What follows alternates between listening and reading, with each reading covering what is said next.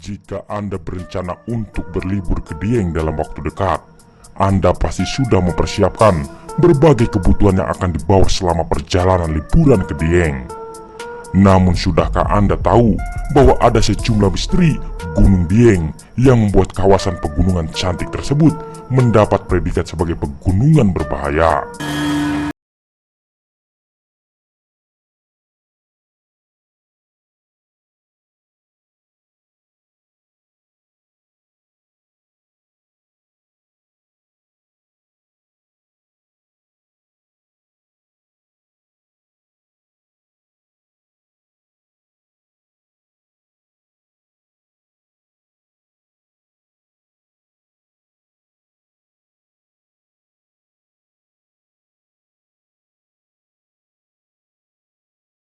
Gunung api purba yang dikelilingi gunung api aktif. Uniknya, di lokasi yang rawan bencana tersebut, para leluhur kita justru membangun tempat peribadatan yang berbentuk candi.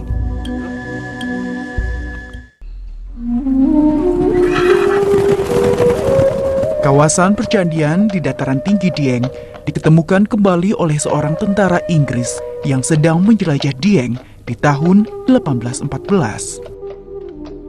Pada saat itu, dataran tinggi Dieng masih berupa danau dengan bangunan candi yang terendam air.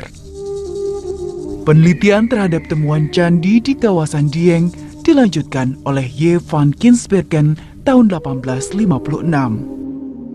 Air yang merendam bangunan dikeringkan melalui saluran-saluran air. Percandian yang konon merupakan kompleks tertua di Pulau Jawa ini tentunya menjadi misteri yang menarik untuk ditelusuri.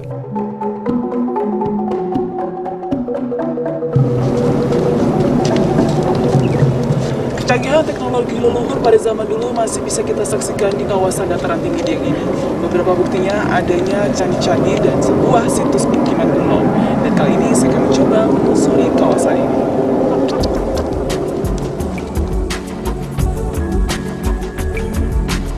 Tak masuk akal sepertinya membangun kawasan suci dan pemukiman di lokasi yang rawan bahaya.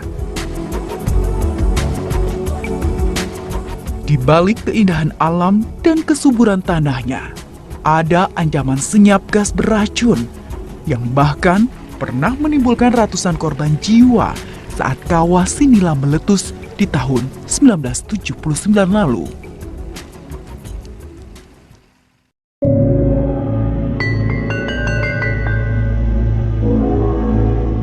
Apa yang menjadi pertimbangan para leluhur membangun kawasan suci di kaldera gunung berapi? Tidakkah mereka khawatir dengan bahaya yang selalu mengancam? Saya kira pada masa yang lampau orang sudah tahu, bisa mengidentifikasi soal tanah, soal kemiringan lahan, soal cocok tidaknya lahan untuk tanaman. Mereka sudah punya konsep-konsep seperti itu, ya. Hanya mungkin itu pengetahuan itu tidak sampai pada kita, ya kan, karena tidak dituliskan. Ya. Tapi mereka tentu punya. Hal seperti mereka tidak memiliki, tentu sulit mereka untuk melakukan adaptasi terhadap alam. Keberadaan kawah aktif yang menjadi bukti aktivitas gunung berapi di sekitar Dieng menarik rasa penasaran saya. Salah satu kawah yang juga menjadi daya tarik wisata di kawasan Dieng adalah Kawah Sikidang. Lokasinya yang berpindah-pindah seperti kidang atau rusa menjadi asal-usul penamaannya. Kalau untuk kawasan di dataran Dieng sendiri itu aman tidak Pak untuk pemukiman? Relatif aman, tapi aman tanda petik, karena yang namanya gunung api itu tidak mengenal dia itu mati. Kita lihat Galunggung itu berapa ratus tahun tidak aktif, bisa aktif kembali. Jadi memang di kawasan gunung api itu sebetulnya untuk jangka waktu yang lama itu kelihatannya aman, tapi sebetulnya dia bisa aktif kembali. Kompleks Percandian Dieng terletak di puncak gunung berketinggian 2000 meter di atas permukaan laut. Keberadaannya merupakan perpaduan dari kepercayaan Nusantara yang memuja roh nenek moyang dan agama Shiva dari India. Pendirian candi itu kan untuk berkomunikasi dengan Tuhan. Nah, orang dulu bisa mengetahui mana energi-energi di mana di satu lokasi itu yang sangat membantu nantinya hubungan antara manusia dengan Tuhan itu. Nah, itu ketemunya ya salah satunya di Dieng itu. Jadi dia apakah itu di sana rawan bencana, apakah di sana itu terlalu dingin, yang ternyata yang dipentingkan adalah itu. Puluhan prasasti berbahasa Jawa kuno yang ditemukan di sekitar lokasi menggambarkan Dieng sebagai pusat ritual keagamaan. Lokasi tempat peribadatan yang berada di dataran tinggi Dieng sesuai dengan konsep agama Hindu yang memuja Shiva. Candi adalah replika gunung yang dipercaya sebagai tempat bertahtanya para dewa. Kalau melihat pemanfaatan lahan dan gejala geologi yang sudah ada, kesimpulan apa Pak yang bisa diambil? Nenek moyang kita ini punya keunggulan. Keunggulan dia di dalam memilih lokasi bangunan-bangunan suci. Ada yang di puncak gunung, di lereng gunung, dan kebanyakan mereka itu erat sekali hubungannya dengan lingkungan air. Dataran tinggi Dieng diyakini memiliki kawasan percandian yang sangat luas, sekitar 90 hektar. Sayangnya, baru sebagian kecil saja yang berhasil direstorasi. Kompleks Candi Arjuna terdiri dari 5 bangunan candi dan menjadi daya tarik utama wisatawan karena keindahan panoramanya. Konon, di masa lalu, kita tidak bisa sembarangan memasuki kawasan suci percandian. Para peziarah harus melewati jalan setapak berupa situs tangga yang disebut Ondo Budo. Situs berupa pancuran yang disebut Tuk Bimo Lukar menarik perhatian saya.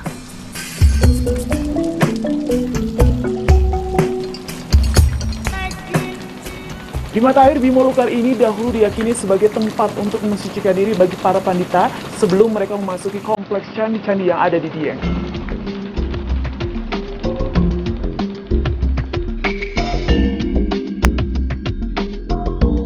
Sebelah timur kompleks Candi Arjuna di dekat jalan masuk terdapat situs yang terdiri dari umpak-umpak batu yang disebut Dharmasala. Terdapat pula pendopo baru yang dibangun sebagai bentuk perwujudan umpak-umpak tersebut. 2 buah sumur yang disucikan menjadi bagian yang tak terpisahkan dari ritual peribadatan di Candi Arjuna.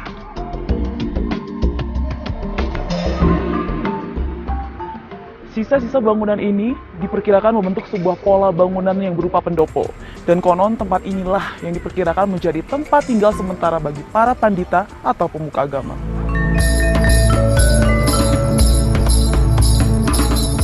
Kompleks Candi Arjuna terletak di Desa Dieng Kulon, Kabupaten Banjarnegara, Jawa Tengah.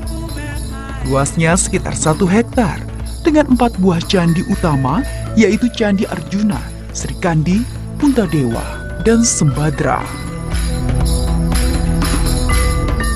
Satu candi pendamping yang berhadapan dengan Candi Arjuna dinamai Candi Semar.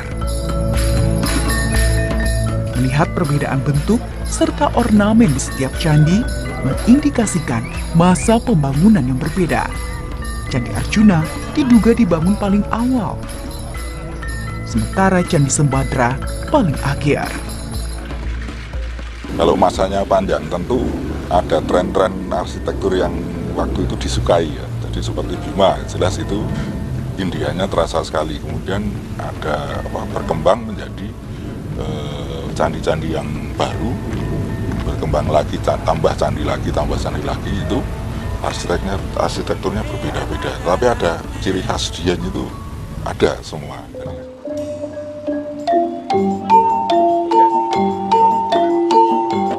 Saya seakan kembali ke masa lalu. Masa di mana peradaban mencapai puncak keemasannya di tanah Kayangan, pusat Jawa. Kali ini saya akan mengajak Anda untuk menelusuri lebih dalam lagi seputar misteri Gunung Dieng. Konon, ada sebuah desa di Gunung Dieng yang lenyap dalam waktu semalam saja. Berikut ini adalah misteri dan peristiwa Gunung Dieng. Yang pertama, kawah beracun yang mematikan. Misteri Gunung Dieng yang membuat nama dataran tinggi ini menjadi populer sangat lekat hubungannya dengan tragedi Sinila pada tahun 1979. Sinila adalah satu dari 8 kawah yang ada di Gunung Dieng. Banyaknya kawah di gunung ini memang membuatnya semakin terlihat cantik dan menjadi daya tarik bagi pengunjung. Sayangnya, beberapa kawah mengeluarkan gas beracun yang mematikan. Tragedi Sinila diawali dengan letusan dari kawah yang menimbulkan gempa. Warga yang tinggal di sekitar Gunung Dieng tentu saja langsung lari berhamburan keluar rumah untuk menyelamatkan diri. Alih-alih selamat, warga yang tinggal di sekitar tersebut justru lemas, kehilangan kesadaran diri, dan berujung pada kematian. Sekitar 149 orang dinyatakan meninggal setelah menghirup gas beracun CO2 yang keluar dari kawah timbang. Kejadian ini disaksikan langsung oleh Rianto, salah satu warga desa yang turut mengalami tragedi tersebut. Kala itu, gempa terjadi setiap 15 menit sekali dan membuat warga panik. Menjelang subuh, Rianto bersama warga desa lainnya bergerak menuju ke kawah Sinila untuk meninjau langsung seberapa bahaya hal yang mereka timbulkan. Namun di tengah perjalanan, Rianto dan warga lainnya menyaksikan sendiri ratusan jenazah manusia tergeletak di pinggir jalan. Jenazah itu adalah jenazah warga desa yang tewas karena menghirup gas beracun saat hendak mencari tempat yang aman. Yang kedua, letusan kawah Sileri yang memakan banyak korban jiwa. Bukan hanya kawah Sinila saja yang berbahaya, tapi ternyata ada kawah yang jauh lebih berbahaya, yakni kawah Sileri. Sejak tahun 1943, aktivitas dari kawah ini memang sudah tampak jelas. Akan tetapi, aktivitas kawah Sileri yang merenggut korban jiwa baru terjadi di tahun 1944. Letusan kawah Sileri yang begitu dahsyat itu menewaskan hingga 114 orang. Material batu yang dihasilkan oleh letusan ini bisa mencapai 2 km jaraknya dan melontarkan batu yang beratnya bisa mencapai 1,5 kilogram. Letusan kawah Sileri ini merupakan salah satu misteri Gunung Dieng yang cukup memilukan. Tragedi Sinila dan letusan kawah Sileri yang menewaskan ratusan jiwa ini membuat Gunung Dieng dicap sebagai gunung yang cantik tapi sangat berbahaya. Yang ketiga, hilangnya sebuah desa dalam semalam. Bencana seolah sangat akrab bagi gunung yang satu ini. Setelah diteror dengan keberadaan kawah yang mengeluarkan gas beracun, masyarakat yang tinggal di sekitar Gunung Dieng juga selalu was-was dengan terjadinya longsor. Pasalnya, di tahun 1955, bencana longsor di gunung ini melenyapkan sebuah desa yang memang berada di sekitar gunung. Adalah desa Legetang yang hilang hanya dalam waktu semalam akibat tertimbun longsor. Bencana tersebut tidak hanya menimbun desa, tapi juga 351 penduduk desa tersebut dan 19 penduduk desa tetangga. Desa Legetang jaraknya hanya 3 km saja dari lereng Gunung Dieng. Mengingat pada tahun 1955 masih sangat minim alat pengangkut berat, maka desa yang hilang tersebut dibiarkan saja tertimbun tanah longsor. Peristiwa tentang hilangnya desa Legetang ini juga sering dikaitkan dengan sebuah mitos. Konon desa ini dulunya sangat subur sehingga dapat menghasilkan panen yang melimpah. Namun penduduk desa ini tidak pernah bersyukur dan terus-menerus berbuat hal yang tidak baik. Akhirnya desa Legetang ini mendapatkan ganjaran akibat kemarahan alam.